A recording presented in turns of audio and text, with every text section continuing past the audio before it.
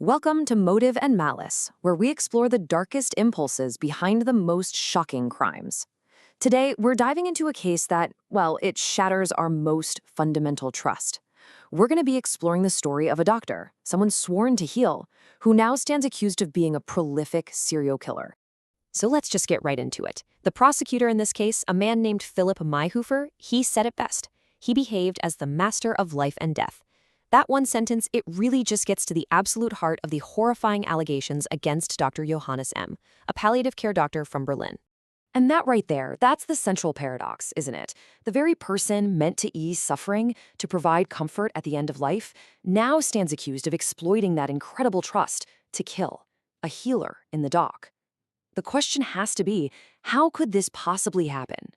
15. That's the number we're looking at. And you know, it's not just a number on a screen. It represents 15 vulnerable patients that Dr. Johannes M is officially charged with murdering in just under 3 years. 15 lives. And when you start to look at the details, the scale and the cold calculation of these alleged crimes is just staggering. We're talking about 12 women and 3 men. And the age range, it goes from 25 all the way up to 94 years old. The method was terrifyingly clinical, a deadly cocktail of anesthetics and muscle relaxants that would cause respiratory arrest and death within just a few minutes. And in 5 of these cases, he allegedly tried to cover his tracks by setting fire to his victims' apartments. So what was the motive? This is where the case takes an even darker turn, if you can imagine. Prosecutors couldn't find any financial gain, no revenge, not even some twisted sense of mercy. They landed on a motive that is almost incomprehensible, defined here on screen as lust for murder. It means exactly what it sounds like. He allegedly killed simply for the act of killing itself, for the thrill of it. All of this leads to a pretty crucial question, right? How did a doctor allegedly manage to kill for 3 years, operating right inside the medical system without anyone catching on? Well, looking at the timeline, you can see how this slowly, terrifyingly unraveled. The first alleged murder was way back in September of 2021, but it took until July 2024 for a coworker to finally notice a pattern and raise the alarm.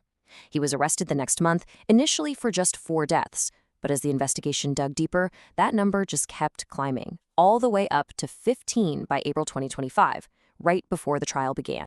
And the scope of this investigation is it's massive.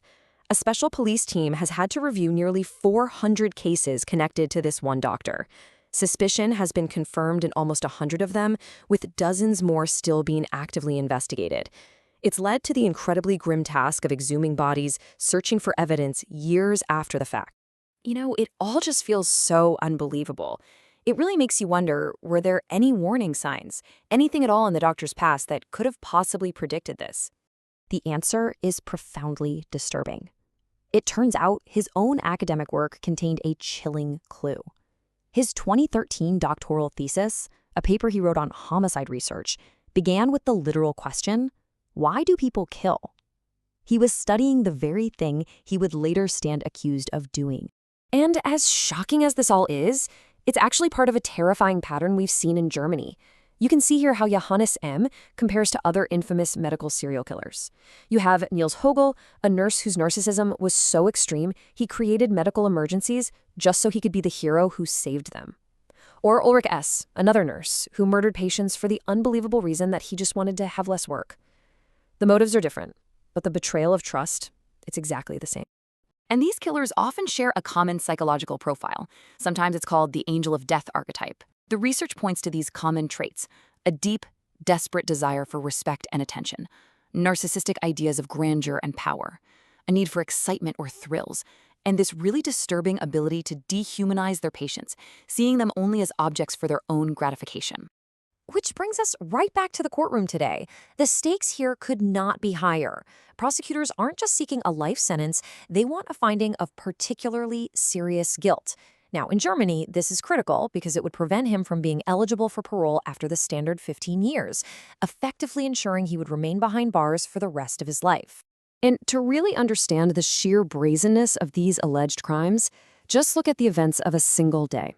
July 8th, 2024. In the morning, he allegedly murders a 75-year-old man. Just a few hours later, he allegedly kills a 76-year-old woman in a different part of the city. He then tries to start a fire to cover it all up, but it fails to catch. And then what does he do? He calmly calls one of the woman's relatives, pretending he's standing right at her door and can't get an answer. The calculation it's just breathtaking. Ultimately, this case forces every single one of us to confront an unbearable question, one that really strikes at the heart of our society. When a healer becomes a killer, who can we possibly trust? The trust we place in medical professionals is absolute, and this case reveals just how terrifyingly vulnerable that makes all of us. So I want to ask you all, what do you think is the biggest challenge in preventing these kinds of crimes from ever happening again inside our medical system? Let me know what you think in the comments below. And if you want to dive deep into more cases like this one, make sure you subscribe to Motive and Malice. Thanks for listening.